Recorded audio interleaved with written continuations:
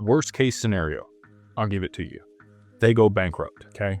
Have a really strong balance sheet. They have like $700 million on their balance sheet right now. I do think that Anchorage is probably going to go public in the not too distant future. Just, hearsay around. I could be off with that. We'll have to find out. But with all that being said, let's say they go bankrupt. Okay. They are not relief estate like BNY Mellon. They are bankruptcy remote though. So the assets are segregated from their exchange business. Those assets are always yours.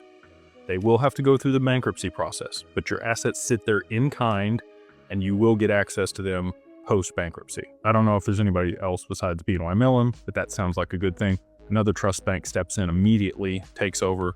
You never skip a beat with that if something were to happen. But I don't think BNY Mellon's going anywhere or anybody else that's relief estate, because BNY Mellon has like 50 or 60 trillion dollars under custody. Kind of a big deal. So all that being said, that's like worst case scenario. I look at it like a three-legged stool.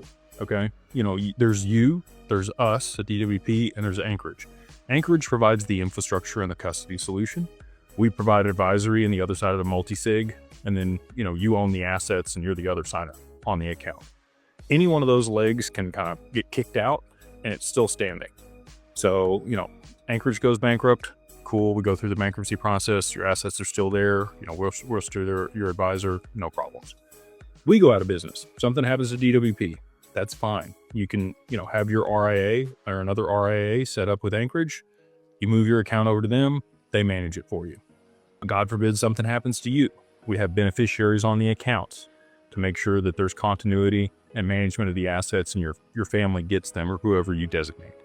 So again, there's contingency planning. And again, another trust bank would step in on the other side of Anchorage, having problems to be able to manage stuff. So, that's why this is so effective. And again, that's the reason BlackRock moved their assets there. They're getting the best of the best